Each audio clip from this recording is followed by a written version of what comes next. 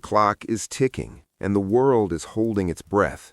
Somewhere behind closed doors, a decision is being made, one that could ignite a conflict far bigger than anyone is ready for.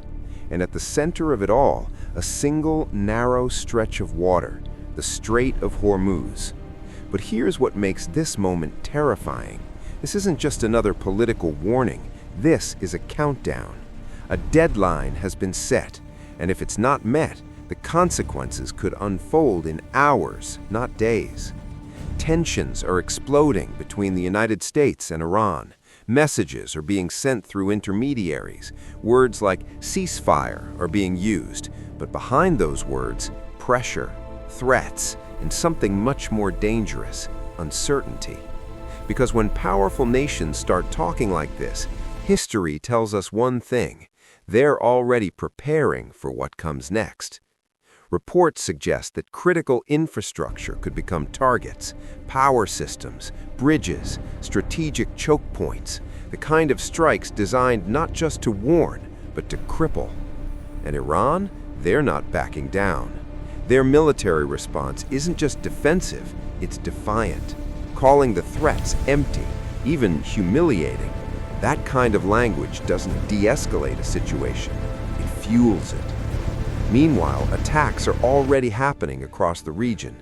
Missiles, drones, civilian casualties rising, every strike pushing both sides closer to a line that once crossed changes everything. But here's the question nobody is asking out loud. What happens if the deadline passes and nothing changes? Because if that moment comes, this won't just be a regional conflict anymore. It could become something the entire world feels. And what's already moving into position right now might shock you.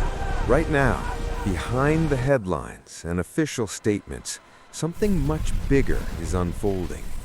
Military assets are shifting, not publicly, not loudly, but quietly, strategically.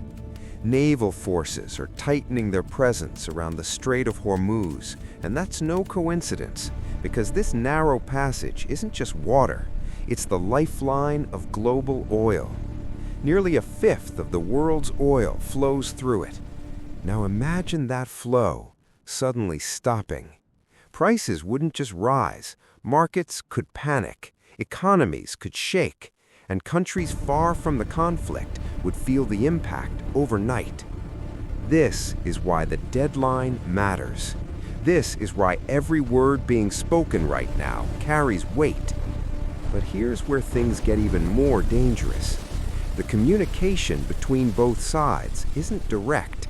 Messages are being passed through intermediaries, filtered, delayed, sometimes even distorted. And in situations like this, one misunderstanding, one miscalculation can trigger something irreversible. Because in war, clarity disappears first, and confusion, that's where mistakes are born. Meanwhile, strikes continue across multiple regions, not just symbolic attacks, but calculated ones, targets that send messages, targets that provoke responses. It's no longer about showing strength, it's about forcing the other side to react. And Iran's response so far? Measured, but unpredictable. They're signaling resistance, testing limits, watching closely. Because they know something most people don't realize. The first major strike doesn't just start a war, it defines how far that war will go. And if that strike happens after the deadline, there may be no controlling what comes next. But there's one final piece to this puzzle, something happening in the background that could decide everything. And almost no one is talking about it. While the world is focused on threats, missiles, and deadlines, the real battle might already be happening somewhere else, behind diplomacy. Because even now, as tensions peak, quiet negotiations are still alive. Hidden channels, urgent conversations, last-minute attempts to prevent a point of no return. But here's the twist. Both sides are negotiating while preparing for war at the exact same time. That's what makes this moment so unstable, because if talks succeed, everything de-escalates in hours. But if they fail, the transition from tension to full-scale conflict could be instant. And there's another layer most people are missing: allies. This isn't just about two countries anymore. Regional powers are already being pulled in. Strategic partnerships are being tested.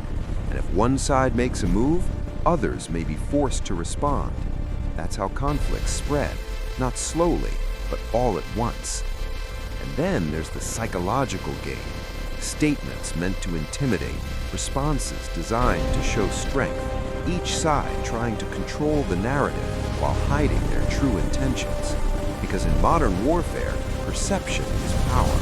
And right now, both sides are trying to look unshakable. But pressure like this, it cracks even the strongest strategies. So now everything comes down to one moment: the deadline. If it passes quietly, this could become another crisis that the world narrowly escapes.